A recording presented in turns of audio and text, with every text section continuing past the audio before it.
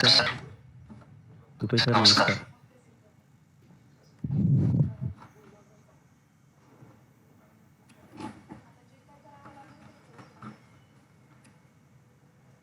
सगळ्यांचं स्वागत आहे आणि आज आपण पुणे मॅनेजमेंट असोसिएशन बरोबर हा तिसरा मराठीमध्ये कार्यक्रम करतो IIoTवर. आजच्या कार्यक्रमाचे वक्ते आहे Aniruddha Barve sir. Welcome sir आणि अत्यंत आभार आपले. मी एक अत्यंत संक्षिप्त PDPCची माहिती देतो कारण की बर्वे सरांकडून आपल्या सगळ्यांना खूप शिकायची इच्छाही आहे आणि शिकणारही आहे. पुणे विभागीय उत्पादकता महामंडळ ही 63 वर्षे जुनी संस्था आहे. राष्ट्रीय उत्पादकता महामंडळाची ही संलग्न संस्था आहे. राष्ट्रीय उत्पादकता महामंडळ दिल्लीमध्ये आहे, डिपार्टमेंट ऑफ इंडस्ट्रीज अँड कॉमर्समध्ये. आतापर्यंत आमच्या संस्थेने अनेक औद्योगिक संस्थांना मार्गदर्शन केले आहेत. उत्पादन वाढ, कामगार कल्याण, उत्पादनाला लागणारा वेळ, कामगार कर्मचारी कार्यक्षमता वाढवणे अशा संदर्भात आणि इतर संदर्भात जवळजवळ 450हून अधिक औद्योगिक संस्थांना दिले आहेत. तसेच 35,000हून जास्त अधिक कामगारांना विविध विषयावर मार्गदर्शन करून त्यांची कार्यक्षमता वाढवली आहे. सूक्ष्म लघु मध्यम उद्योगांनाही पण PDPCने मार्गदर्शन केले आहे. नवनवीन औद्योगिक तंत्रज्ञानाबाबत ज्ञान अवगत करून अनेक औद्योगिक संस्थांना मार्गदर्शन केले आहे. आज PDPC आणि पुणे मॅनेजमेंट असोसिएशन संस्थेने एकत्रपणे इंटरनेट ऑफ थिंग्स या विषयावर बर्वे सरांचे कार्यक्रम आयोजन केले आहे. त्याचे मी सर्वांच्या वतीने स्वागत करतो. मॅम त्यांचा मेसेज आलेला की नाही आहे पुढे, तुम्ही डायरेक्ट चालू केलं तरी चालेल. बरं, ठीक आहे. मी नमस्कार, मी वैशाली सर मुकादम. PDPC तर्फे मी बर्वे सरांचे स्वागत करते. त्यांची थोडक्यात माहिती मी आपल्याला सांगते. अनिरुद्ध बर्वे सरांनी प्रथम श्रेणीमध्ये पुणे विद्यापीठाची BE ही पदवी EMTC या विषयात मिळवली आहे. तसंच ME ही पण पदवी प्रथम श्रेणी उत्तीर्ण होऊन मिळवली आहे. सरांनी आतापर्यंत औद्योगिक ऑटोमेशन क्षेत्रातील कंपन्यांमध्ये जगभर कामे केली आहेत. त्यांना इलेक्ट्रॉनिक डिझाईन, डेव्हलपमेंट, प्रोटोटायपिंग मधील अनुभव खूप आहे. त्यांनी O level certificate WIPO Geneva संस्थेचं व TUV SUD जर्मनी संस्थेचे फंक्शनल सेफ्टी इंजिनियरचे सर्टिफिकेट प्राप्त केले आहे. त्यांना HWSW development, sensor development and प्रोसेसचा अनुभव आहे. त्यांनी 16 वर्ष पुणे विद्यापीठात बॅचलर आणि मास्टर कोर्ससाठी अध्यापन केले आहे. स्वतंत्र कन्सल्टंट म्हणून ते सध्या कार्यरत आहेत. त्यात आजच्या आपल्या धन्यवाद मॅडम आणि सगळ्यांना नमस्कार. हा मराठीतला वेबिनार असल्यामुळे मराठीतूनच बोलतोय आणि मराठीतून सुरुवात करू. सुरुवातीलाच एक सूचना अशी आहे की समजा कधी इंटरनेट बंद झालं तरी दुसऱ्या मिनिटाला मी ते स्विच करून दुसरीकडे येईन. नेटवर्क स्टेबल नाही आहे सकाळपासून, तर आपण तसंच चालू ठेवू आणि दुसऱ्या नेटवर्कवरून मी येईन. तर आपण सुरुवात करूया. तर आज योगायोगाने स्वातंत्र्यवीर सावरकरांची 138वी जयंती पण आहे आणि त्यांनी दिलेले मराठीला खूप शब्द आपण वापरत असतो आणि याच योगायोगाने आज मराठी वेबिनार द्यायची पहिल्यांदाच माझ्यावर संधी मिळालेली आहे मला. त्याचा एक अपूर्व योगायोग वाटतो मला आणि स्वातंत्र्यवीर सावरकरांनाही मी वंदन करतो आणि माझा स्क्रीन शेअर करतो मी. आजच्या विषयाकडे वळूया. मला दिसला स्क्रीन तर कोणीतरी सांगा फक्त की तो दिसतोय. हा सर, दिसतो. ओके, धन्यवाद. सो आजचा जो विषय आहे तो इंटरनेट ऑफ थिंग्स आणि इंडस्ट्री 4ची ओळख असा आहे. आता जनरली असं सुरुवात असते की ऐकणारे कोण आहे त्याच्यावर आपण बदलत असतो की त्यामध्ये काय सांगायचं. आज थोडंसं आपल्याला ते बघता येणार नाहीये, त्यामुळे तुम्हाला जर कधी वाटलं की काही शंका आहे तर तुम्ही मध्ये थांबवू पण शकता किंवा सलग मी बोलतो आणि मग त्या विशिष्ट ठिकाणी तुम्ही जाऊन परत आपण तिथे विश्लेषण करू शकतो त्याचं. तर मी काही आता हे जे मी तयार केलं होतं ते मी एका दुसऱ्या ग्रुपसाठी केलेलं होतं इंडस्ट्रीतलं. तर आपल्याला थोडंसं मी त्यात मराठी केलंय, काही-काही तसेच इंग्रजी ठेवलेत कारण त्याचं मराठी करायला वेळ गेला असता खूप. म्हणून ते तसंच ठेवलंय, पण आपण बोलणार त्याच्याबद्दल मराठीतूनच. तर आपण त्याच्यावर जाऊ बेसिकली आणि जसं-जसं पुढे जाईल तसं आपण सगळ्या विषयांना स्पर्श करत मी विषयाचा थोडक्यात ओळख करून द्यायचा प्रयत्न करतो आणि शेवटी प्रश्नोत्तरांमध्ये आपण अजून बोलू शकतो परत. तर आजचा विषय आहे आणि आजचं काय-काय आपण बोलणार आहे, तर IIoTची ओळख करणार आहे, म्हणजे इंडस्ट्रियल इंटरनेट ऑफ थिंग्स ज्याला म्हणतात. तर त्याची ओळख, डेटाची निर्मिती कशी होते आणि का साठवायला लागतो, कसा साठवायला लागतो आणि त्याच्यासंबंधी काय-काय उद्दिष्ट आहेत त्याची आणि काय आव्हानं आहेत त्याची. त्याच्यानंतर IIoTसाठी एम्बेडेड सिस्टम्स लागतात. म्हणजेच आपण जे सर्किट बोर्ड्स बघतो हार्डवेअरचे ते लागतात आणि त्याच्यासाठी सॉफ्टवेअर डेव्हलपमेंट लागते. हे सगळं रेग्युलर करावं लागतं प्रत्येक वेळी, विशिष्ट जिथे कुठे वापरायचं असेल त्या प्रकारच्या इंडस्ट्रीमध्ये आपल्याला ते करायला लागतं. मग त्या कधी संरक्षण खात्यातल्या असतील किंवा औद्योगिक क्षेत्रातल्या असतील किंवा इतर कुठेही काहीतरी तुम्हाला लांब बसून तुम्हाला कनेक्टिव्हिटीने काहीतरी करायचं आहे, तर तिथे तुम्हाला IoT वापरता येतं. असा तो मोठा आवाक आहे त्याचा. तर पूर्वी हे सगळं वेगवेगळं होतं आणि आता ते सगळं एकत्रित करून कम्युनिकेशनचे खूप मार्ग उपलब्ध झाल्यामुळे आपण त्याला IoT असं मोठं नाव देऊन IoT आणि इंडस्ट्री 4 अशा 2 गोष्टी आपल्या तयार झाल्या. तर इंडस्ट्री 4 ही आता पहिल्यापासून ते मोजत आलेले आहेत, की इंडस्ट्री 1, इंडस्ट्री 2, तर ते पार औद्योगिक क्रांतीपर्यंत मागे जातं. सो फ्रेंच राज्यक्रांती आणि नंतर झालेली इंग्लंडमधली औद्योगिक क्रांती, मग यांत्रिक पद्धतीने मोठ्या प्रमाणावर करायचं, मग अमेरिकेत झालेली त्याची वाढ, हे सगळं कसं झालं हे, आणि मग इंडस्ट्री 4 का म्हणायचं हे ह्या आजच्या याच्यामध्ये. सो असा सगळा अतिशय सर्वसाधारण विषय आहे आणि त्यामुळे तुम्हाला काही ही ओळखच आहे फक्त. त्यामुळे ह्याच्यावर खूप मोठं ट्रेनिंग पण होऊ शकतं किंवा अशी मी 15 दिवसाची ट्रेनिंग आंतरराष्ट्रीय पातळीवर पण घेतलेली आहेत मागच्या 2 वर्षामध्ये. त्यामुळे ते खूप मोठा विषय आहे आणि प्रत्येक विषयामध्ये जसं आता या चित्रामध्ये आपण बघताय, की वेगवेगळ्या क्षेत्रामध्ये हे वापरलं जातं आणि मग त्या क्षेत्रात संधी आहेत परत. आव्हानं जशी आहेत तशा संधी पण आहेत. तर आपण आता थोडक्यात विषयाकडे वळूया. तर संवेदक म्हणजे सेन्सर्स ज्याला म्हणतात ते, आणि डेटाला मराठीमध्ये विदा म्हणतात. तर ह्याचं बेसिकली मोठे क्लाउड्स किंवा हे असतात. तर क्लाउड कसे दिसतात? तर ते साधारण असे काहीतरी दिसतात. आपण एक हे प्रातिनिधिक चित्र आहे असेल असं नाही. पण एक मोठा सर्व्हर्सचा सेट असतो आणि त्याच्यामध्ये सुरक्षितपणे डेटा ठेवलेला असतो आपला. आता सेन्सर हा जो प्रकार आहे तो काय करतो, की आपलं जग आहे ते सगळं एनालॉग पद्धतीचं आहे. म्हणजे आपल्याला ते डिजिटल फॉर्ममध्ये घेता येत नाही. आपल्याला काहीतरी दिसतं, आपण काहीतरी मोजतो, ती संख्या असते काहीतरी आणि आपल्याला तो कॉम्प्युटरला द्यायचा असेल तर कॉम्प्युटरला फक्त डिजिटल पद्धतीने कळतं. म्हणजे झिरोज आणि वन्स सध्याच्या पद्धतीने आपण जर म्हटलं, हे आपल्याला सगळ्यांना माहिती असतं, की डिजिटल पद्धतीने कॉम्प्युटर ते साठवतो किंवा वापरतो आणि त्याच्यावर प्रक्रिया करतो. आता सेन्सर काय करतो, तर फिजिकल वर्ल्डमधल्या गोष्टी आहेत सगळ्या भौतिक जगातल्या त्या बदलतो आणि तो डिजिटल फॉर्ममध्ये करतो. तसंच उलट्या बाजूला पुन्हा काहीतरी कंट्रोल करायचं असेल त्यांनी किंवा ती तुम्हाला दाखवायची असेल स्क्रीनवर किंवा त्याच्यावरनी काही करायचं असेल, तर तुम्हाला तो आकडा 10 किंवा 20 असाच दाखवायला लागेल त्याला. तो त्यांनी 1 आणि 0च्या फॉर्ममध्ये दाखवून चालणार नाही.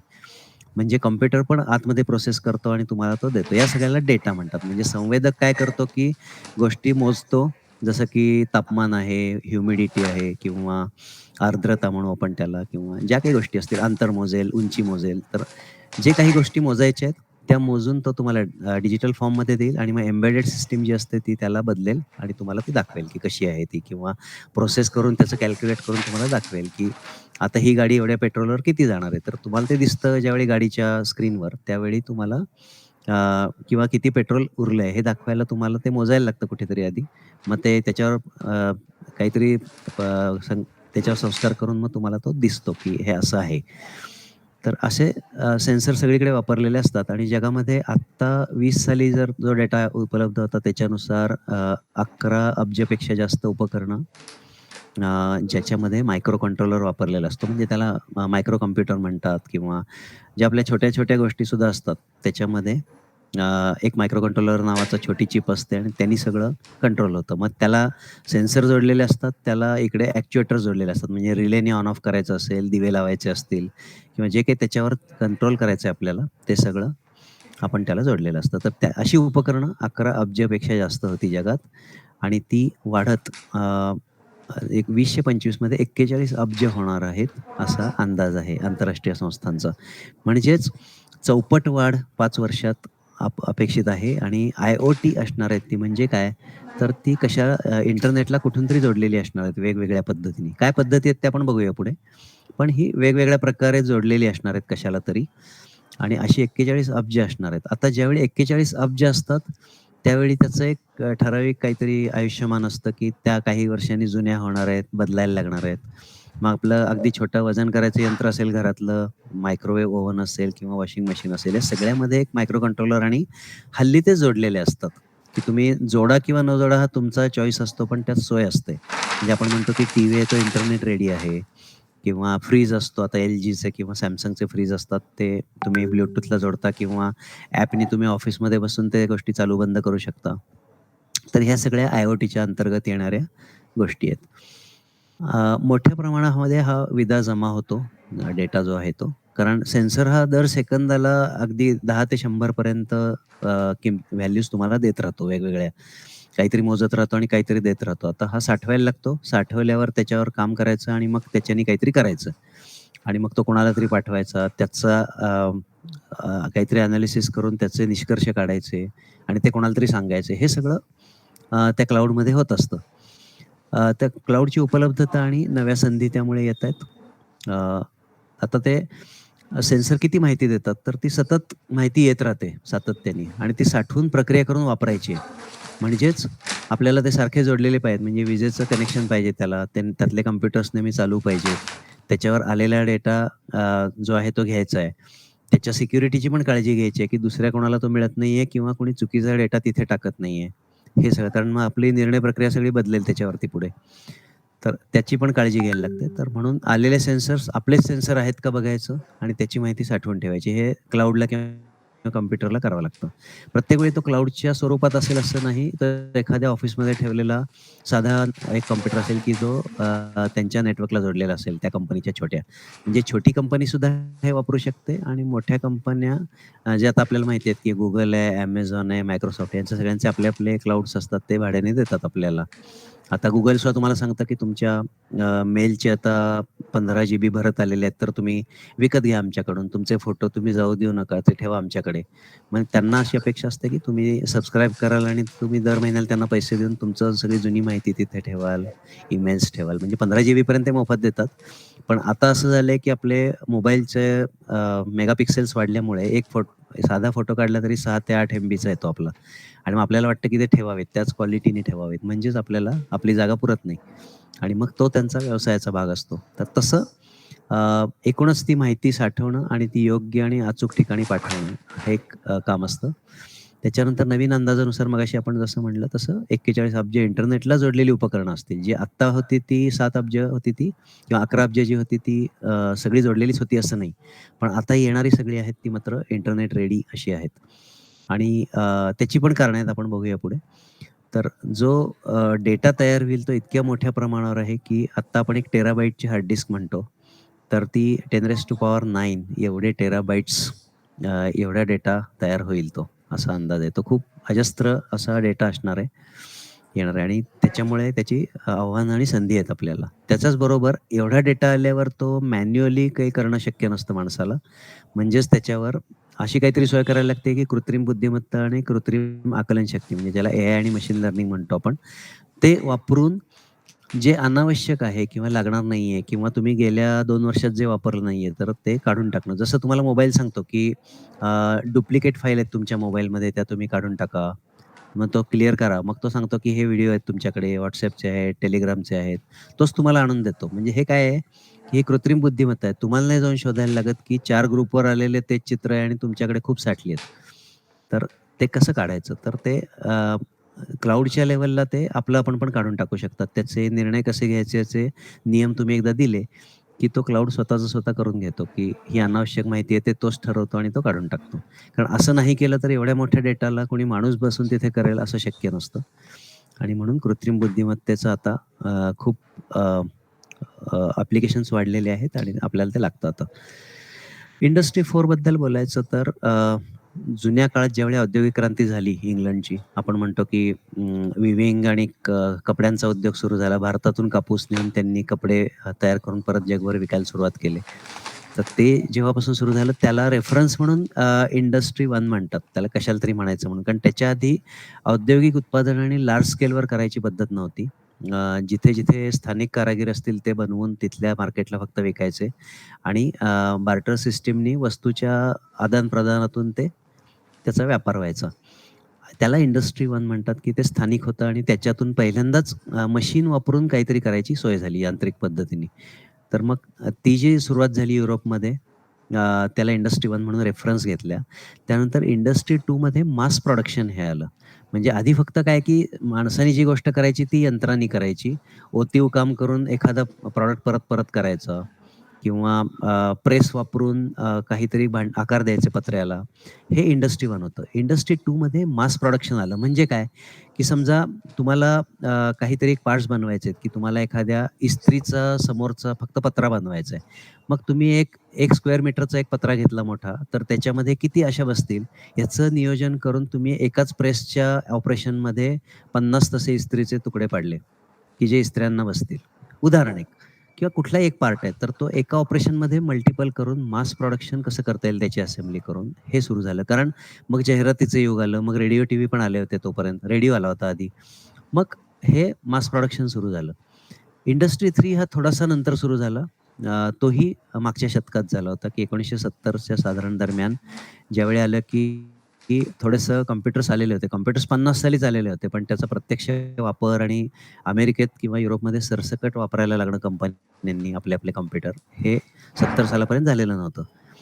मग त्यानंतर त्यांनी ते वापरायला लागल्यावर इंडस्ट्री 3 म्हणायला लागले त्याला. म्हणजे काय, की ह्याचं प्लॅनिंग वगैरे जे आधी कागदावर चालायचं सगळं, ते आता कॉम्प्युटर्स करायला लागले, की तुम्हाला काय लागणार आहे? तुमच्या ऑर्डर्स अशा आहेत, तर तुम्हाला बिल ऑफ मटेरियल येणं, एखादं प्रॉडक्ट करायला काय-काय लागतं, त्या सगळ्या 150 सामानाची यादी.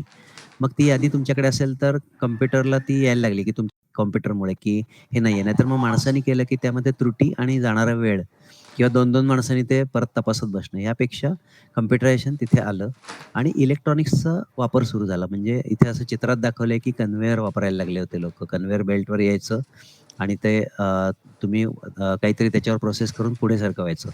तर तो कन्व्हेअर बेल्ट फिरत राहतो आणि आलेल्या सेकंदात ते करायचं आणि जर एखाद्या ठिकाणी ऑपरेशनचा स्पीड बदलत असेल, तर आधी एखाद्या ठिकाणी हळू काहीतरी ऑपरेशन आहे आणि पुढे जाऊन ते जोरात आहे. तर तिथे ते संपवून त्याचा स्पीड त्याप्रमाणे ॲडजस्ट करून पुढच्या याच्यात जास्त कामगार ठेवून ते ऑपरेशन्स करणं. हे सगळं त्याच्यामध्ये पॉसिबल झालं, की इंडस्ट्री 3 मध्ये की इलेक्ट्रॉनिक्स आणि ऑटोमेशन, कॉम्प्युटर्स ह्या 3 गोष्टी त्यात 70 साली आल्या. 70 ते जवळ पुढची 30 वर्ष ते चालू होतं. साधारण 2000च्या दरम्यान ज्यावेळी इंटरनेटची उपलब्धता आली, त्यावेळी सगळ्या जगात ते वाढलं. अमेरिकेत आधी चाललेलं होतं. इंट्रानेट वगैरे ते 90 साली वापरत होते आधीच, की कॅम्पसमध्ये ईमेल पाठवणं वगैरे हे 90 साली अमेरिकेच्या विद्यापीठांमध्ये कॉमन होतं. आपल्याकडे यायला ते 98 साल वगैरे आलं आणि इंडस्ट्री 4 तेव्हा कल्पनेत होतं. प्रत्यक्षात रिसर्च पेपर्समध्ये वगैरे ते बोलायला लागले होते आणि प्रत्यक्षात गेल्या दशकामध्ये म्हणजे मागच्या 10 सालानंतर किंवा 12 सालानंतर आपल्याला म्हणता येईल, की इंडस्ट्री 4चं प्रत्यक्षात वापर सुरू झाला. याच्यामध्ये मुख्य फरक काय आहे आता, की योगायोगाने मी इंडस्ट्री 3 आणि 4 दोन्हीकडे काम केल्यामुळे मला जो फरक दिसतो त्यात असं होतं, की इंडस्ट्री 4 मध्ये IoTची मदत आली. तर इंटरनेट ऑफ थिंग्स म्हणजे काय, की प्रत्येक गोष्ट आता कनेक्टेड आली आणि हे पूर्वी नव्हतं. तर 2000 सालापर्यंत आम्ही ज्या गोष्टी करायचो त्यामध्ये पण आम्ही ही सगळी माहिती गोळा करायचोच. तर जी माहिती गोळा केलेली असेल त्याच्यावर संस्कार करून ती वापरायला आम्हाला बऱ्यापैकी मॅन्युअल गोष्टी करायला लागायच्या किंवा एक्सेल शीटमध्ये घेऊन कुणीतरी बसून ते करायला लागायचं, की जे आता कनेक्टिव्हिटीमुळे आणि ऑपरेटिंग सिस्टम्स आल्या ह्याच्यामध्ये. तर ऑपरेटिंग सिस्टम म्हणजे काय तर काही जणांना माहिती असेल सगळ्या गोष्टी पण या विषयाचा भाग म्हणून सांगतो, की आपल्या कॉम्प्युटर्समध्ये आपण विंडोज वापरतो.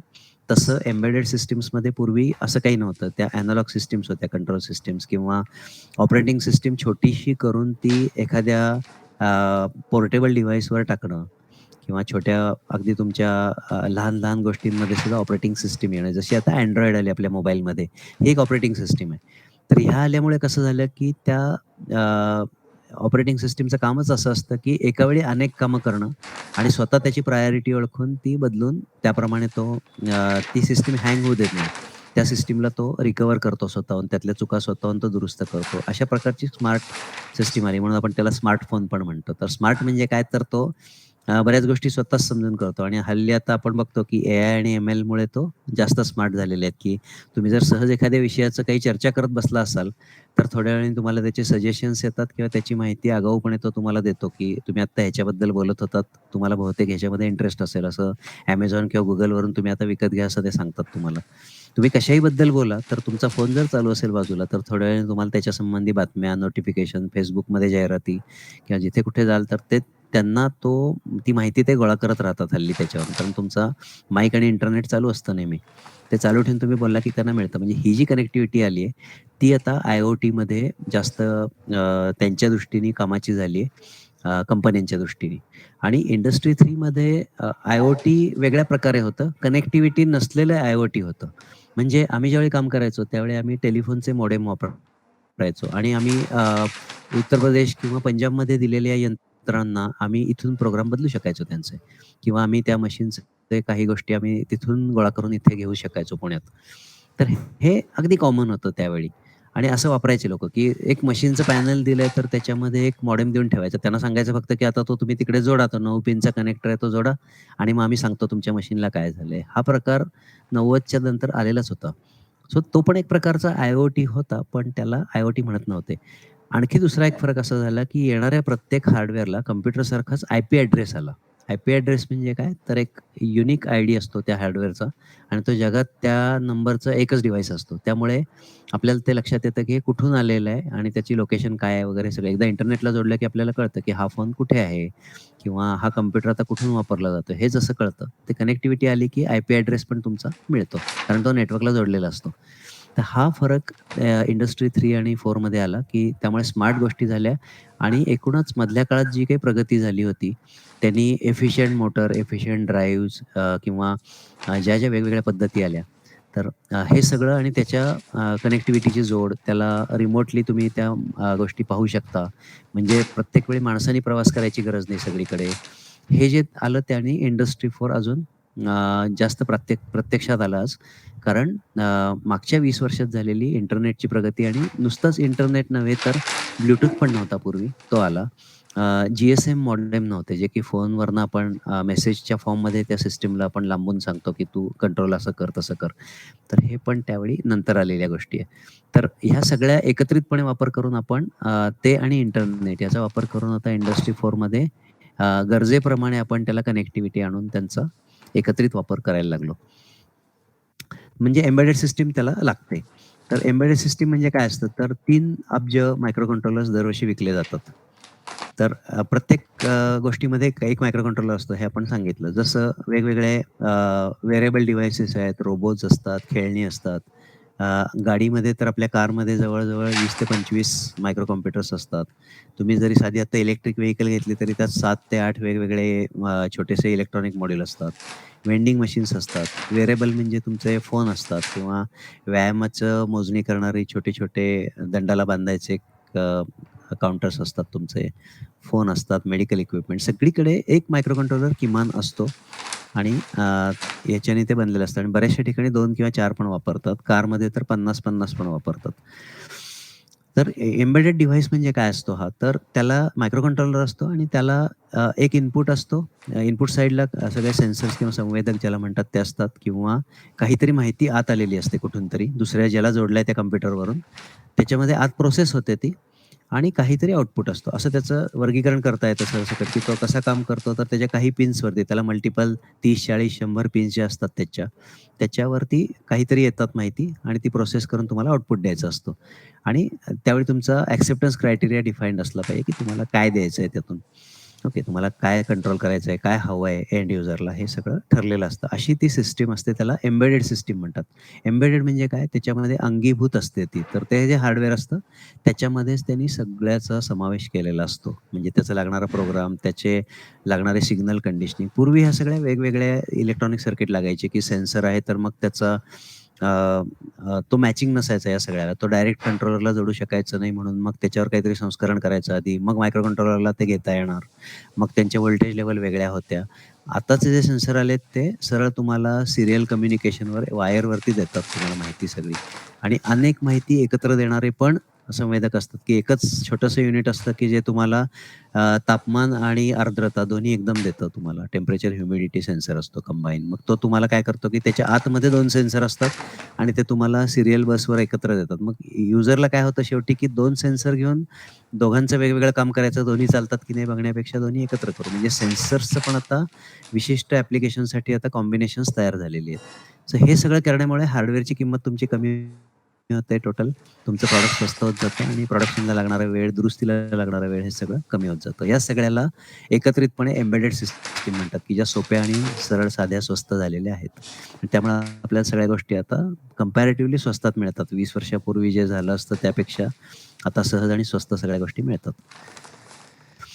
तर cost reduction is possible due to large volume. तर खूप मोठ्या प्रमाणावर म्हणजे आता अब्जावधी गोष्टी असल्यामुळे त्याची किंमत आता कमी झाली आहे. आणि ऑपरेटिंग सिस्टमबद्दल मी तुम्हाला सांगितलं तर ते रिअल टाईम ऑपरेटिंग सिस्टम म्हणतात त्याला. म्हणजे ह्याच्यातल्या ज्या असतात त्या विशिष्ट ऑपरेटिंग सिस्टम असतात आणि त्यात तेवढंच काम करणारे असतात, की आपल्या विंडोजच्या सिस्टमला खूप काही कामं करावी लागतात, तेवढी त्याला करावी लागत नाहीत. जर तुमचं वॉशिंग मशीन असेल तर त्यासंबंधीच कामं त्याला सांगितलेली असतात ती तो करतो. किंवा फ्रीज असेल तर फ्रीजला फक्त जेवढ्या गोष्टी कराव्या लागतात तेवढीच त्यात येतात.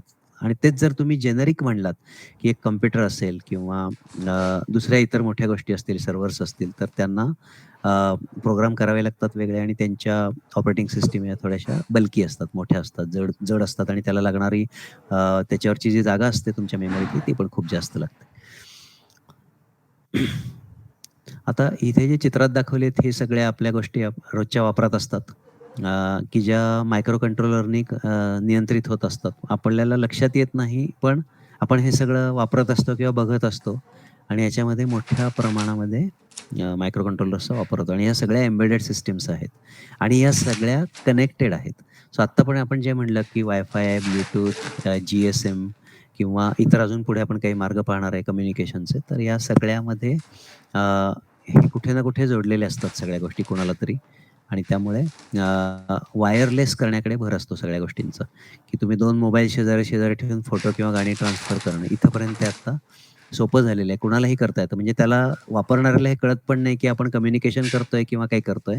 तो एक साधं फीचर म्हणून त्याचा वापरू शकतो. इतकं ते सोपं केलंय वापरायला, की तुम्ही लावलात, की तुम्हाला दिसतं ब्लूटूथ ॲक्टिव्हेटेड. मग कुणाचा आहे हा? मग किती लोकं तुम्हाला कनेक्ट झाली? हे सगळं तुम्हाला कळत राहतं आणि ते सिक्युरिटीच्या दृष्टीने पण तुम्हाला उपयुक्त होतं. तर हे सगळं करायला त्या मायक्रो कंट्रोलरला शिकवायला लागतं आणि त्यासाठी लागणारं प्रोग्रामिंग आहे. ते स्किल महत्त्वाचं असतं, की ज्याला इलेक्ट्रॉनिक्स आणि टेलिकम्युनिकेशन इंजिनिअर्स लागतात खूप आणि आत्ता त्याचं शॉर्टेज आहे. तर कशा संधी आहेत तेही आपण पटकन पाहणार आहोत पुढे जाऊन. सो क्विकली आपण ह्याच्यात बघूया, की ह्यात विशेष काही नाहीये. ही एक सॉफ्टवेअर डेव्हलपमेंटची पद्धत आहे. आपण यात वेळ घालवणार नाहीये आत्ता. कारण हे विद्यार्थ्यांसाठी मुख्यतः आहे, की सॉफ्टवेअर कसं डेव्हलप होतं आणि ते मी फक्त ह्याच्यात एवढंच सांगणार आहे, की तो खात्रीशीर कसं होतं ते. तर या सगळ्या पद्धतीने गेल्यामुळे डावी साईड असते ती डिझाइनची साईड असते सगळी, की ज्याच्यामध्ये पक्की रिक्वायरमेंट काय आहे तुमची, काय गरजा आहेत तुमच्या ते लिहिलं जातं आणि त्याप्रमाणे डिझाइन केलं जातं. तर त्या रिक्वायरमेंट ज्या आहेत त्या तुमच्या गिराहिकाला विचारून एंड जो ग्राहक आहे त्याच्याशी बोलून त्या केलेल्या असतात. आता मोबाईलच्या बाबतीत एंड ग्राहकाला ते विचारायला जात नाहीत. ते अनाउन्स करतात, की ही फीचर्स आहेत आमची.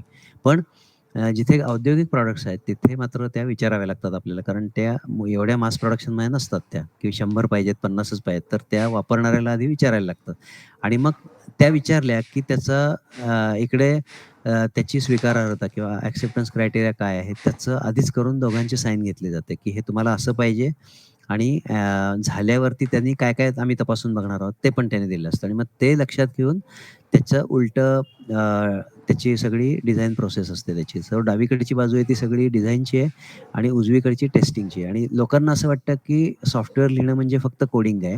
तर तो फक्त शेवटी येतो कोडिंग. सो जो सुरुवात करणारा माणूस असतो तो कोडिंगनी सुरू करतो शेवटी या तळाशी इथे आणि तो अतिशय अननुभवी माणूस चालतो इथे किंवा अगदी सुरुवात करणारा माणूस असतो. खरं सगळं डोक्याचं काम आहे ते सगळं या बाजूंना आहे दोन्ही, की हे जी डिझाइनची फेज आहे सगळी, की रिक्वायरमेंट सांगितली पण ती तुम्हाला कळली का?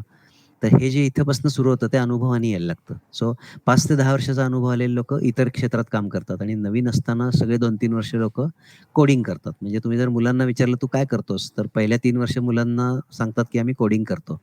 नंतर थोड्या वर्षांनी ती मुलं सांगायला लागतात, की "आता आम्ही डिझाइन आहे किंवा मी आता लीड झालोय कंपनीत." तर मग ते लीड होतात ती लोकं वरचं डिझाइनचे पार्ट सगळे करायला लागतात आणि खूप अनुभव आला, की मग तो सिस्टम लेव्हलचा माणूस होतो आणि तो सिस्टम डिझाइन करतो, की त्याला पूर्ण कळतं. म्हणजे एखादा माणूस जर एखाद्या कंपनीत वेंडिंग मशीन करत असेल, तर तो दुसऱ्या कंपनीत जाऊन दुसरं काहीतरी प्रॉडक्ट असेल, बायोमेडिकल इक्विपमेंट असेल, तर त्याला असं नाही होत, की आता मी इथे बीपी मोजायचं मशीन करतोय, का मी ब्लड शुगर मोजायचं यंत्र करतोय आणि पूर्वी मी काहीतरी वेगळंच एक प्रॉडक्ट केलं होतं. मी सिग्नल सिस्टममध्ये काम केलं होतं, की रस्त्याचे सिग्नल बनवायचो आम्ही. तरी त्याला फरक पडत नाही कारण ती सिस्टम लेव्हलचा विचार करायची त्याची क्षमता येते. आणि या स्लाईडचा तेवढाच उद्देश होता आत्ताच्या ह्याच्यात सांगायला, की ती प्रॉपर एक प्रोसेस असते, की ज्याच्यातून ते केलेलं असतं आणि ते ज्याला येतं त्याला हे सगळं फील्ड या क्षेत्रामध्ये खूप चांगल्या संधी आहेत. तसंच हार्डवेअरमध्ये पण आहे, की हार्डवेअर म्हणजे एक सीपीयू असतो, तो मायक्रो कंट्रोलर आहे आणि त्याच्या बाजूनी हे सगळं जोडलेलं असतं. तर बऱ्याचशा गोष्टी आता नवीन ह्याच्यामध्ये त्या मायक्रो कंट्रोलरच्या आत टाकायचा ट्रेंड आहे. सो चिप जशा अजून सुधारत गेल्या, तसं ह्याच्यामध्ये सगळ्या गोष्टी चिपमध्ये यायला लागल्या. तर हा एक जस्ट दाखवण्यासाठी होता, की हार्डवेअर असं असतं, की ज्याच्यामध्ये इनपुट असतो, काहीतरी आत प्रोसेस होते, प्रोसेस सॉफ्टवेअरनी होते आणि आउटपुट त्याच पुन्हा मायक्रो कंट्रोलरमधनं येतो. तर ह्याच्यावर आपण जास्त आत्ता वेळ घालवणार नाहीये. लागलं तर आपण त्याच्यावर परत बोलू. आता आपण मूळच्या आय-ओ-टीकडे परत आलो, की हे सगळं एम्बेडेड सिस्टम तर लागते, की एक कनेक्टेड हार्डवेअर तुमच्याकडे असलं पाहिजे आणि त्याच्यामध्ये सॉफ्टवेअर लिहिलेलं पाहिजे. तर आता ओपन सिस्टम इंटरकनेक्शन मॉडेल एक झालेलं आहे, की 84 साली ते डिफाईन झालं होतं आंतरराष्ट्रीय पातळीवर. जनरली या गोष्टी पर्ड्यू युनिव्हर्सिटीमध्ये किंवा अशा ठिकाणी होत असतात जास्ती कॅलिफोर्नियामध्ये किंवा अमेरिकन युनिव्हर्सिटी जनरली याच्यावर काम करतात आणि त्यावेळी करत असत. आता सगळीकडे करतात. पण 84 साली त्यांनी एक असं मॉडेल ठरवलं, की बाबा कुठूनही कुठे काही पाठवायचं असेल, कॉम्प्युटर्स आधी 50 सालीच आले होते. पण पहिली 25-30 वर्ष ते कम्युनिकेट करतील असं काही नव्हतं. मग जशी-जशी गरज निर्माण व्हायला लागली, की पूर्वी फक्त आर-एफच कम्युनिकेशन होतं, की ज्याच्यातनं रेडिओ, टीव्हीला फक्त कम्युनिकेट व्हायचं. डिजिटल कम्युनिकेशन हा पार्ट नंतर आला थोडासा आणि मग ते आल्यावर कम्युनिकेशनचे जसे प्रकार वाढले, तसं त्यांनी ठरवलं, की आता ह्याला काहीतरी एक स्टँडर्ड पाहिजे. म्हणजे डॉक्युमेंटेड काहीतरी पाहिजे. तर ती त्यांचं वैशिष्ट्य असतं युरोपियन किंवा अमेरिकन लोकांचं, की काही नवीन केलं, की त्याचं आधी स्टँडर्ड बनवायचं आहे आणि त्या स्टँडर्डमध्ये लिहिलंय त्याप्रमाणे करत गेलं, की मग प्रॉब्लेम येत नाही. म्हणजे कुणीतरी हुशार लोकांनी आधी लिहून ठेवलेलं असलं आणि ते लोकांनी फॉलो केलं, तरच ते होईल. नाहीतर मग कुणीही आपल्या पद्धतीने लिहिलं, तर मग ते एकाने लिहिलेलं दुसऱ्याला वापरता येणार नाही, दुरुस्त करता येणार नाही किंवा त्याचा उपयोग होत नाही मग किंवा नवीन कंपनीत गेलेल्या माणसाला नव्याने वेगळं काहीतरी शिकायला लागेल. आता इथे स्टँडर्ड असल्यामुळे कसं होतं, की त्या पद्धतीनेच ते काम केलं जातं. तर हा इंटरनॅशनल स्टँडर्ड्स ऑर्गनायझेशन जे आहे त्यांनी हा OSI नावाचं एक मॉडेल काढलं. आता ह्याच्यामध्ये एक सेंडर असतो आणि रिसीव्हर असतो आणि मध्ये हा क्लाउड दाखवलाय. तो क्लाउडच असेल असं नाहीये. तो सगळा तो प्रोटोकॉलचा भाग आहे त्याचा, की तुम्ही काहीतरी पाठवताय आणि ते काहीतरी मिळतंय. ह्याच्यामधली पद्धत काय आहे? तर हे पाठवणारा आणि घेणारा आणि त्याच्यामधलं सगळं ह्याला मिळून हे 7 थरांचं मॉडेल त्यांनी ठरवलं, की असं असलं, की कम्युनिकेशन व्यवस्थित होतं, ते सुरक्षित होतं. असं एकदा त्यांनी ठरवलं. ठीक आहे. सो हे जे OSI मॉडेल आहे, ते 7 लेयरचं मॉडेल असतं. ह्याच्यात आपण आत्ता जास्त जाणार नाहीये. तर अशी त्या लेयरची नावं असतात. थोडक्यात काय आहे, की हे एक सॉफ्टवेअर आणि हार्डवेअरचे लेयर्स आहेत, की ज्याच्यामध्ये हे असे का आहेत मुळात तर एक स्टँडर्ड डिफाईन करायला त्यांनी खूप मोठे डॉक्युमेंट्स त्याचे लिहिलेले आहेत. हे एक विषय म्हणून शिकवला जातो इंजिनिअरिंगला. पण ह्याच्यामध्ये असं असतं, की बोलताना जी टर्मिनॉलॉजी असते त्या लोकांची, त्या डिझाईनमधल्या लोकांची, तर ते सांगतात, की आम्ही नेटवर्क लेयरला काम करतो किंवा इथपर्यंत सेशन लेयरपर्यंत आम्ही बघू, पुढचं तुम्ही करा. असं असतं किंवा आम्ही फक्त तुम्हाला आपण म्हणताना म्हणतो, की आम्ही फक्त LANचं केबल देऊ तुम्हाला, तिथून पुढचं सगळं तुम्ही करा.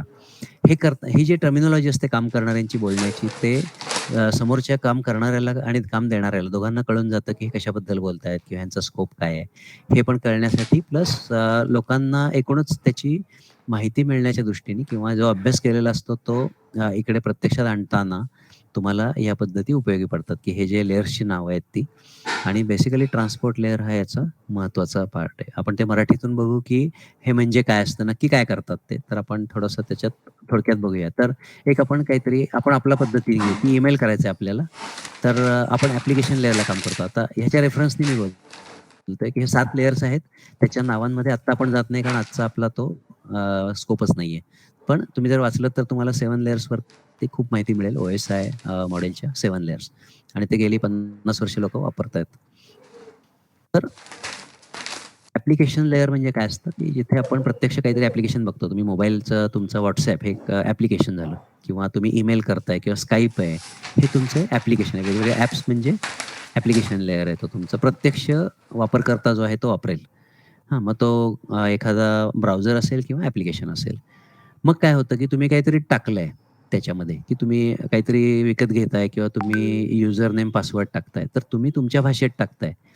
तर तिथे पाठवताना त्याला 1 आणि 0च्या ह्याच्यात पाठवायला लागते, की बाय ही इन्स्ट्रक्शन तुम्ही दिलीत काहीतरी किंवा ॲड टू कार्ट असं जेव्हा तुम्ही खरेदी करताना म्हणता किंवा नेक्स्ट म्हणून तुम्ही बटन दाबता. त्यावेळी काय होतं, तर तुमच्या दृष्टीने ते नेक्स्ट असेल किंवा बाय असेल, तर ते कॉम्प्युटरला जाताना वेगळ्या पद्धतीने जातं.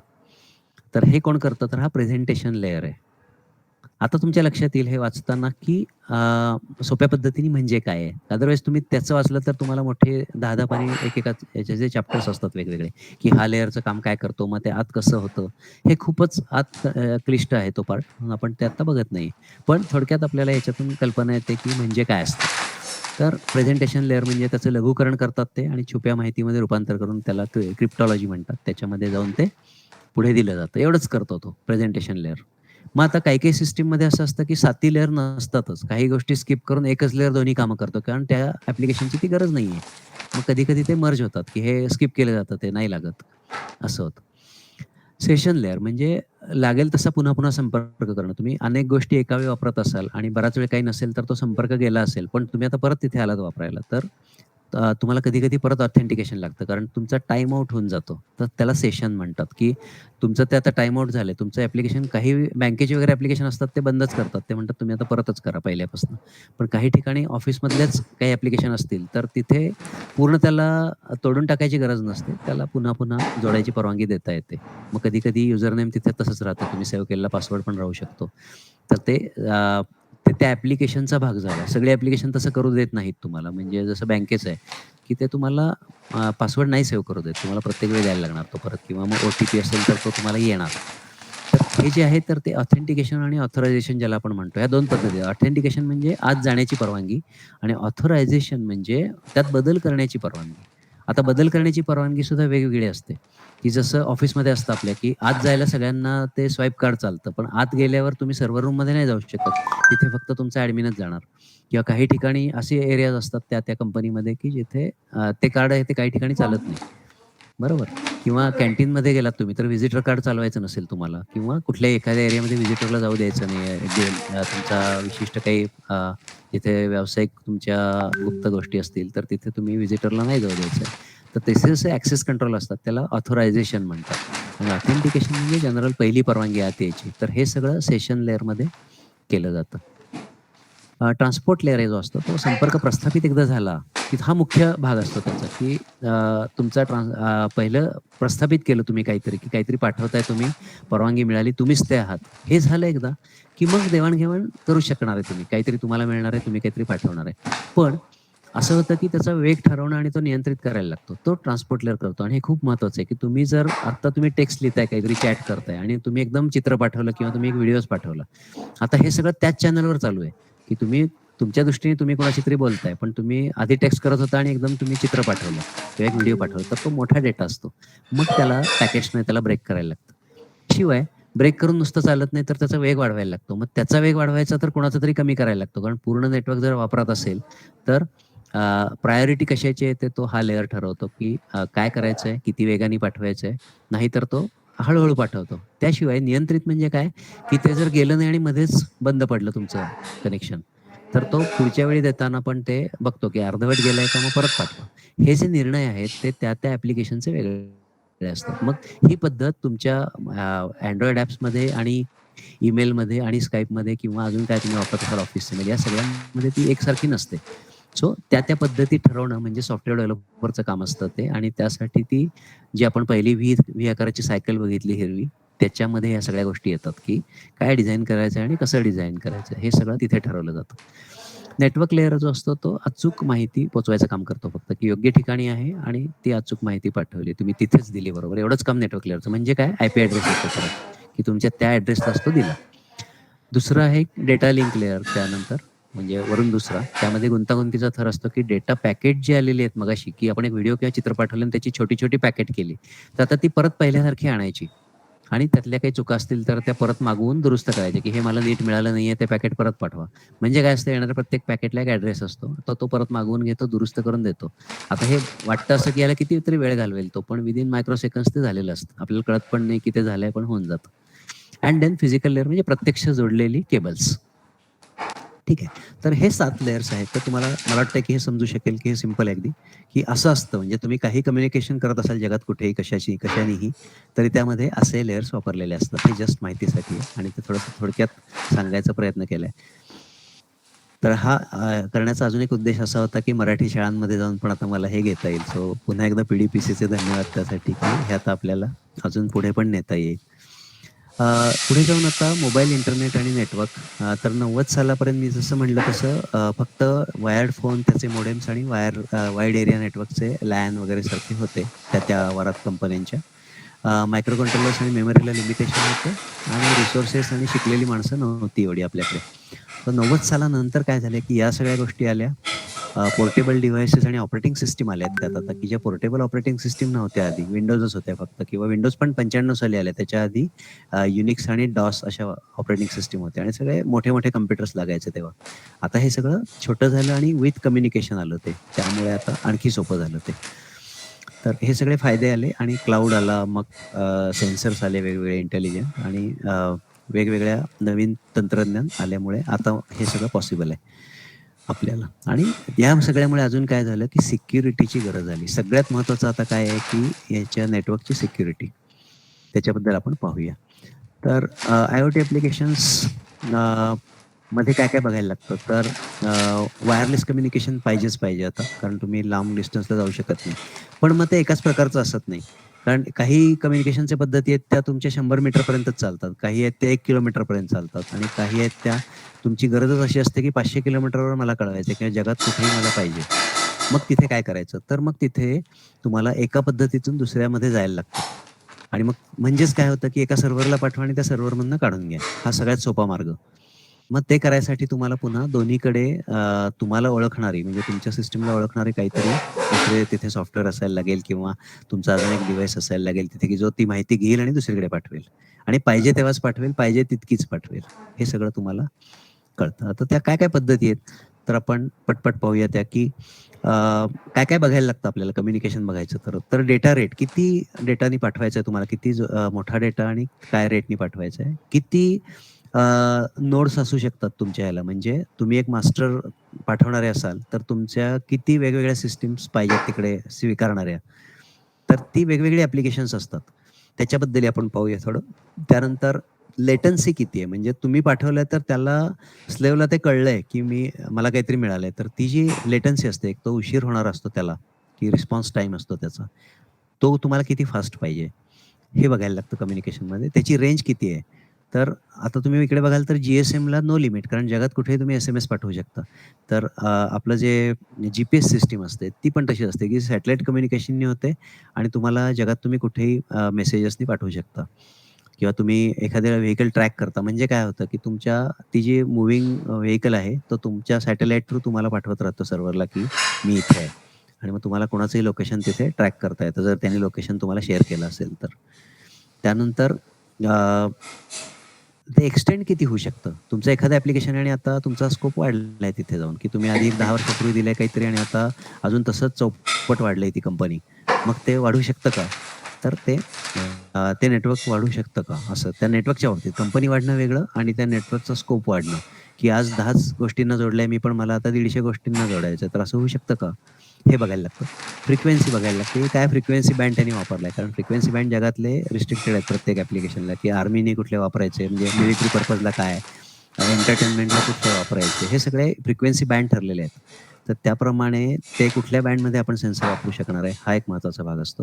आणि त्याचे काय फायदे तोटे बघून आपल्याला ते करायला लागतात. तसे तांत्रिकदृष्ट्या 15-20 प्रकार असतात त्याच्यात, पण हे सरसकट बघितले जातात, की IoTसाठी फ्रिक्वेन्सी वापरायची असेल तर, आणि जर पर्टिक्युलर तुमची पद्धत वापरायची कम्युनिकेशनची, तर काय घ्यावं? कारण IoT म्हणजे कम्युनिकेशन असल्याशिवाय IoT होत नाही, आणि मग कुठलं कम्युनिकेशन वापरायचं, तर हे सगळे प्रोटोकॉल्स आहेत. त्यातला Zigbee जो आहे तो 2008 साली आलाय. त्याच्या आधी हा नव्हताच. तर Zigbeeचं वैशिष्ट्य असं आहे, की त्याला इलेक्ट्रॉनिक डस्ट म्हणतात. म्हणजे इतके सेन्सर्स असतात, की 64,000 गोष्टी जोडू शकतो आपण त्याला. तर त्याचा जो एक सर्व्हर असेल तुमचा, तर त्याला Zigbeeवर चालणारे 64,000 वेगवेगळे सेन्सर्स तुम्ही जोडू शकता.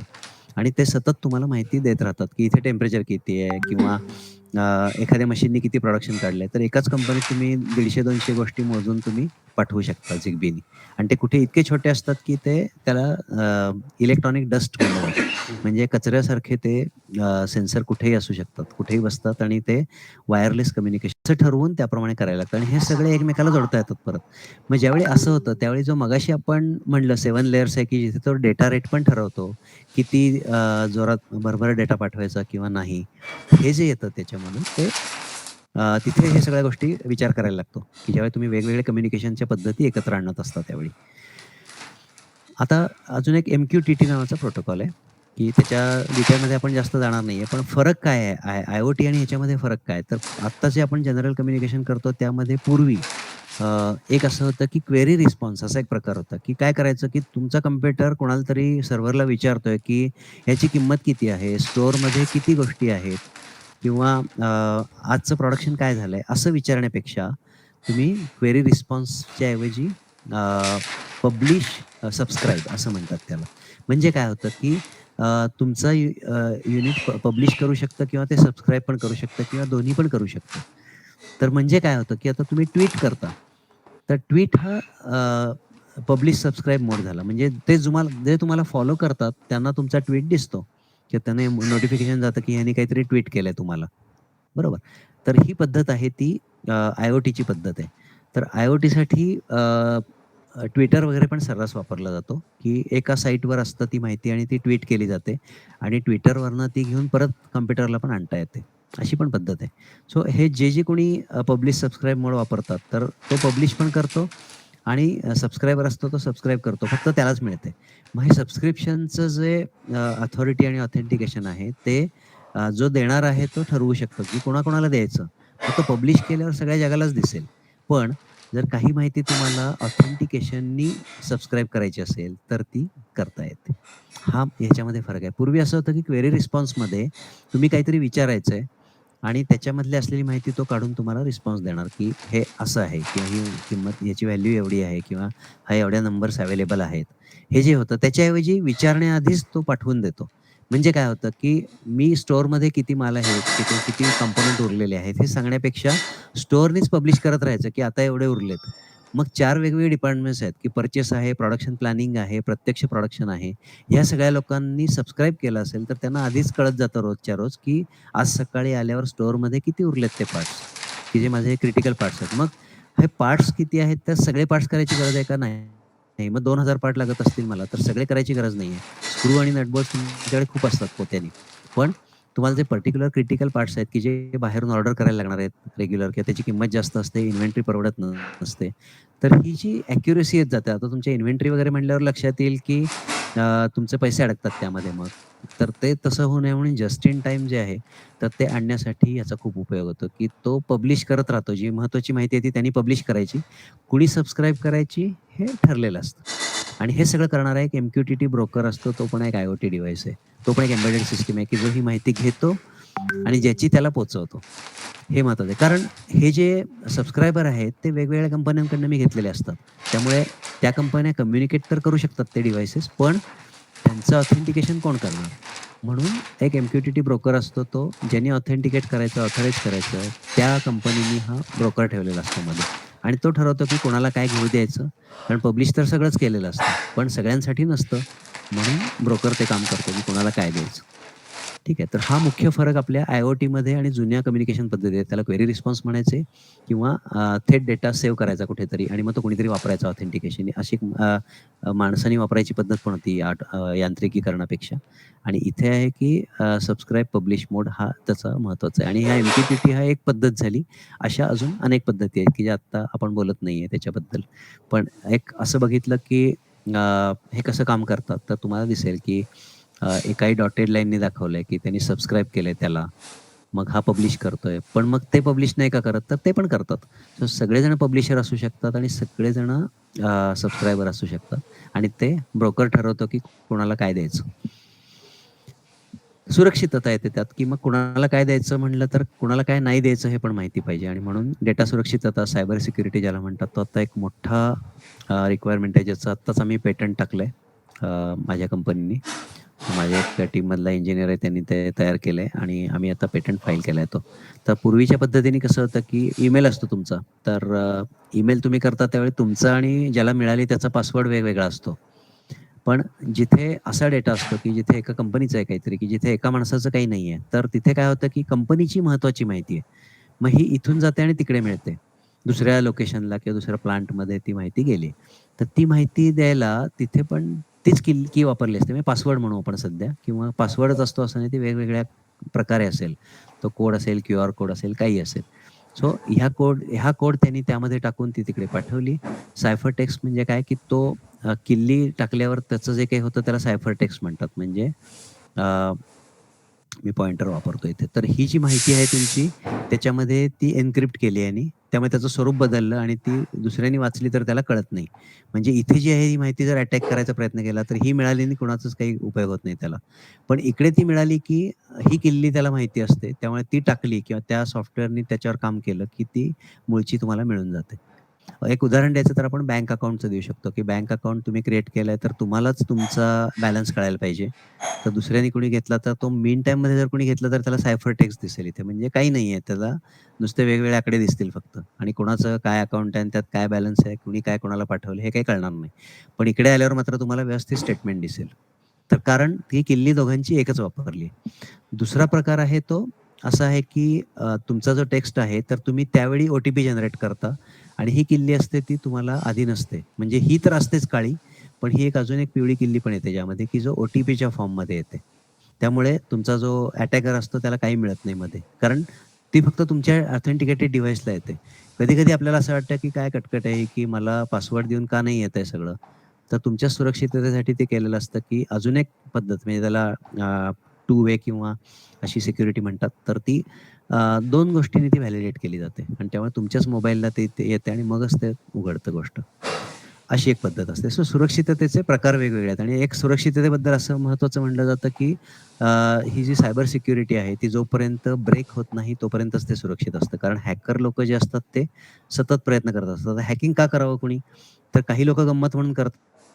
काही आपलं नॉलेज किती आहे दाखवण्यासाठी म्हणून करतात, की एखाद्या कंपनीची किंवा एखाद्या डिपार्टमेंटची साईट हॅक करतात लोकं.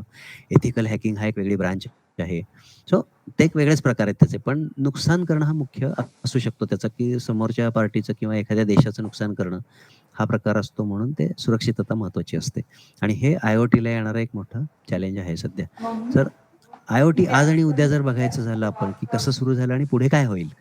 तर ह्याच्यामध्ये जाताना आपण आता बघतो, की हे आपण युजर आहोत सगळे आणि एवढ्या गोष्टी आपण वापरतो, की सेन्सर डिव्हाइसेस वापरतो, नेटवर्किंग आहे, प्लॅटफॉर्म सर्व्हिसेस आहेत, वेगवेगळ्या क्लाउड्स आहेत, ॲप्लिकेशन्स अनलिमिटेड आहेत आणि त्याचं मॅनेजमेंट करणारे लोकं आहेत. हे सगळ्या प्रकारे ह्या सगळीकडे सॉफ्टवेअर लागतं, ॲप्स लागतात आणि नवीन-नवीन हार्डवेअर लागत जातं.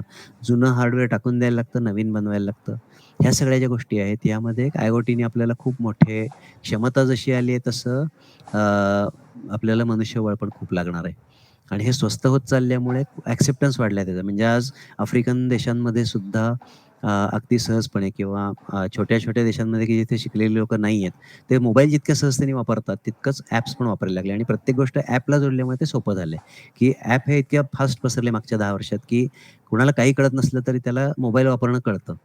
तसं आय-ओ-टी पण त्याला जोडलं जातं आता आणि त्यामुळे अटॅकर ही एक मोठी कम्युनिटी तयार झाली, की ते इतक्या प्रकारे अटॅक करतात. तर हे मगाशी जे म्हणलं मी, की जसं MQTT प्रोटोकॉल आहे, तसंच अटॅकचे एवढे प्रकार आहेत. त्यामध्ये कसं होतं, की तुम्ही माहिती मागवली तर ती भलतीच माहिती तुम्हाला येणं किंवा एखादी न केलेली रिक्वेस्ट सतत तुमच्यावर टाकत राहणं, की एखादा इनपुट आहे काहीतरी तुमचा, की जिथं तुम्ही माहिती मागवताय. तुम्ही सबस्क्राईब केलंय काहीतरी, पण सबस्क्राईब केलेल्या माहितीशिवाय तुम्ही जर एका सेकंदाला एक काहीतरी तुम्हाला मिळणं अपेक्षित आहे, तर सेकंदाला हजार-हजार पीसेस ऑफ इन्फॉर्मेशन तुम्हाला आणून टाकले तिथे. तर शेवटी काय होतं, की तो त्याचं एनालिसिस करायचा प्रयत्न करतो आणि तुमची सिस्टम होल्ड होऊन जाते, की ती हँग होऊन जाते सिस्टम, की त्याला कळत नाही काय चाललंय. म्हणजेच पुरेशी सिक्युरिटीची काळजी घेतली नसेल, तर तो डेटा ॲक्सेप्ट करून टाकेल आणि हा चुकीचा डेटा आला हे नंतर कळेल आणि मग तो तुमची सिस्टम चालणार नाही. तर हे वेगवेगळ्या प्रकारचे अटॅक्स इथे दाखवलेले आहेत. तर हे जनरल आता असं चित्र होत जाणार आहे पुढे जाऊन, की जितकं मोठं ॲप्लिकेशन्स आहेत, संधी आहेत, तितकीच मोठी आव्हानं पण आहेत. आणि म्हणून जे या क्षेत्रात काम करू इच्छितात किंवा ज्यांना यायचंय पुढे किंवा ज्यांना नव्याने हे सगळं करायचंय, त्यांना हा सगळा विषय समजून घेणं महत्त्वाचं आहे, की जो आम्ही आत्ता कन्सल्टन्सीमधून आम्ही ट्रेनिंग्स पण देतो कंपन्यांना, की हे काय आहे IoT किंवा करायचं. आमचे पेटंट्स असल्यामुळे आम्ही त्याबद्दल पण जागृती करतो थोडी, की सायबर सिक्युरिटी काय आहे, कसं करता येतं ते आणि त्याच्यावर आम्ही काम करत असतो सध्या. तर सायबर सिक्युरिटी हा एक मोठा एरिया आहे. त्याशिवाय नेटवर्क आणि क्लाउड सेवा, त्याच्यानंतर येणारे सॉफ्टवेअर डेव्हलपमेंटच्या आणि हार्डवेअरच्या सर्व्हिसेस म्हणजे अभियांत्रिकी सेवा ज्याला म्हणू त्या वेगवेगळ्या आत्ता ह्यामध्ये संधी आहेत आपल्याला सगळ्या. नवीन शोध म्हणजे काय, की हे जे आहे आत्ता 10 प्रकार असतील तर त्यात अजून 10 निघू शकतात नवीन. तर प्रत्येक क्षेत्रातली दुरुस्ती त्या प्रकारातली किंवा तुम्ही नवीन-नवीन काहीतरी शोधून काढू शकता. जसे वेगळ्या अटॅकचे प्रकार पण येतील, तसं त्याच्यापासून वाचण्याचे प्रकार पण येतील. सो हे सगळे शोध लावत राहायला लागणार आहे तुम्हाला. पेटंट आणि बौद्धिक संपदा त्यासाठी महत्त्वाची होती, की पेटंट आहे तुमचा, तुम्ही वापरलाय, पण तुमचं कधीही ते आउटडेट होऊ शकतं. कुणीतरी तो ब्रेक केला, की तो पेटंटचंही महत्त्व संपलं आणि तुमच्या त्या सॉफ्टवेअरचंही महत्त्व संपलं. मग तुम्हाला नवीन काहीतरी करायला लागतं. तर काही वर्ष ते चालतं, पण पुन्हा-पुन्हा त्याच्यावर जर कोणीतरी काम करत असेल आणि ते जर ब्रेक झालं, तर तुम्हाला सायबर सिक्युरिटीवर नव्याने काम करायला लागतं. हे एक त्याच्यातलं डिसएडव्हांटेज आहे, की या या समस्येमुळे आपल्याला खूप काम करत राहायला लागणार त्यात पुढे. आणि अचूकता आणि उत्पादकता आज PDPCच्या माध्यमातून आपण इथे बघतोय, की का करतोय आपण हे सगळं किंवा ह्याचा इथे का महत्त्व आहे? तर अचूकता आणि उत्पादकता हे शेवटी जे सिक्स सिग्मा किंवा झिरो डिफेक्टकडे आपण जात असताना जर त्याला तंत्रज्ञानाची जोड मिळाली तर हे पॉसिबल होतं. जे एकेका काळी कंपन्यांची अशी उदाहरणं आहेत, की 7 ते 8% वेस्टेज होतं त्यांच्याकडे मटेरियलचं. त्यानंतर त्यांची इन्व्हेंटरी खूप राहायची, की येऊन बसतं मटेरियल आणि तेवढा वापर नसतो.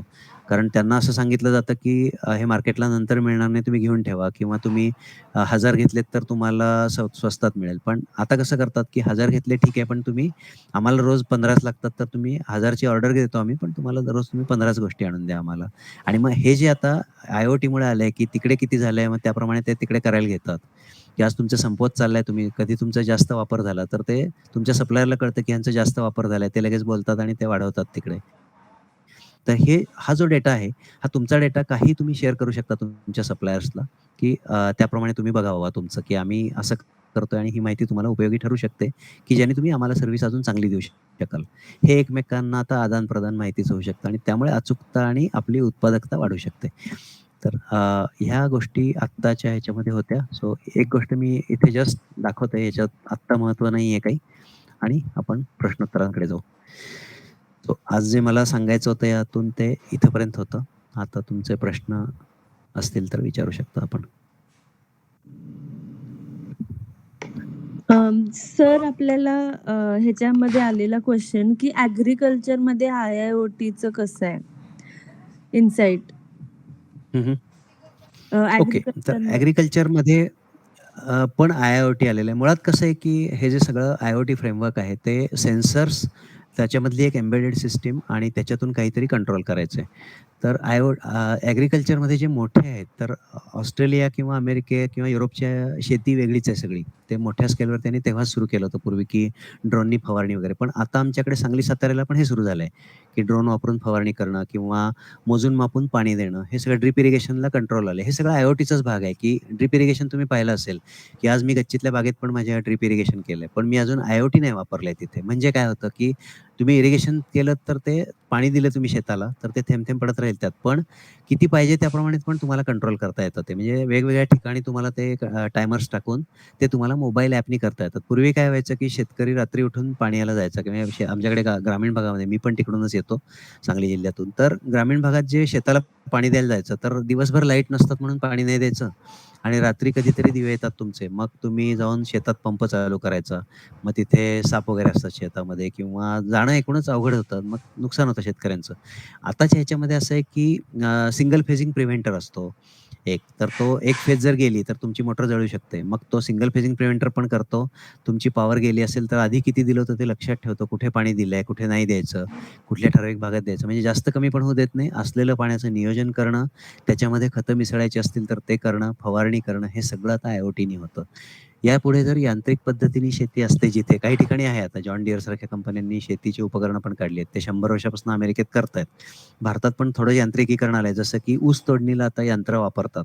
ह्याच्यावर आता हळू-हळू आय-ओ-टी आलेलं आहे लोकांकडे. सो शेवटी कसं आहे, की ज्यांना माहिती होतं, म्हणजे झालं काय, की शेतीमधले लोकांची त्यांच्या घरातली मुलं पण ज्यावेळी इंजिनिअरिंगला आली आणि मग लोकांना कळायला लागलं, त्यांनी प्रोजेक्ट्स घ्यायला सुरुवात केली. तसं एक वेगळं फील्ड आपल्याकडे डेव्हलप झालं आणि आता गव्हर्नमेंटनी पण आय-आय-टी लेव्हलला सुद्धा हे केलेलं आहे, की काही आय-आय-टीजना त्यांनी असे थीम दिलेले आहेत, की तुम्ही ॲग्रीकल्चरमध्ये काम करा, तुम्ही हेल्थ केअरमध्ये काम करा, आय-ओ-टीचं सुद्धा. सो आय-ओ-टीमध्ये सुद्धा अशा संस्थांना त्यांनी थीम्स दिलेली आहेत. तसंच आपल्या साध्या इंजिनिअरिंग कॉलेजमधली मुलं पण त्या क्षेत्रात जाऊन तिथे काहीतरी करायचा प्रयत्न करतात. मध्ये ई-बैल वाचलं असेल तुम्ही. नुकतीच आता 2-4 महिन्यापूर्वी आलं होतं, की इलेक्ट्रिकल बैल तयार केला एकाने. तर बैल वापरून जी कामं करतात शेतीची ती सगळी त्यांनी केली. याशिवाय फवारणी पण केली त्यात. हे आपल्या महाराष्ट्रातलंच उदाहरण होतं. तर असं सगळीकडे आता सुरू झालेलं आहे आणि जितकं आपण जास्त काम करू तितकं ॲग्रीकल्चरला पण फायदा होणार आहे.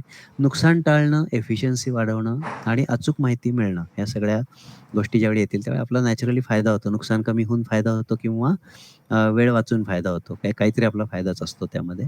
सो त्याचा आवाका मोठा आहे आणि मातीचं परीक्षण करणं, त्याचे सेन्सर्स डेव्हलप करणं, ह्याच्यावर काम चालू आहे. याशिवाय आत्ता आम्ही व्ही-आय-टी कॉलेजमध्ये पी-एम-एच्या थ्रू आत्ता आम्ही काही गोष्टी करतोय. प्लस IEEE म्हणून एक आमची संस्था आहे. त्यातून आम्ही व्ही-आय-टीमध्ये एक सेन्सर डेव्हलपमेंटचं काम करतोय, ज्याच्यामध्ये असं लक्षात आलं, की भारतामध्ये साठवण्यामुळे प्रॉब्लेम येतो आपल्याला. धान्य साठवतात आणि ती सडून जातात.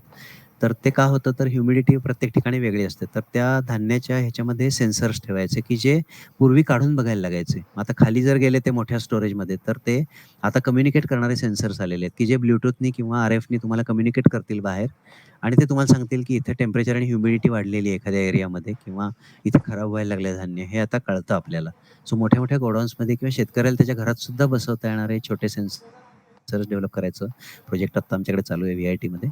सो तसं जर काही झालं, स्वस्तातले भारतीय प्रकारचे झाले, तर मग ते आपल्याला मोठ्या प्रमाणात शेतीमध्ये वापरता येतील. शेतकऱ्याला कळायला लागेल आधी, की त्याच्या मातीमधलं त्याचा पी-एच काय आहे, तसंच त्याच्या साठवलेलं धान्य खराब व्हायला लागलंय का? या सगळ्या छोट्या-छोट्या गोष्टींमध्ये आता आपण काम सुरू केलेलं आहे. अच्छा. सर छान होतं एक्झाम्पल.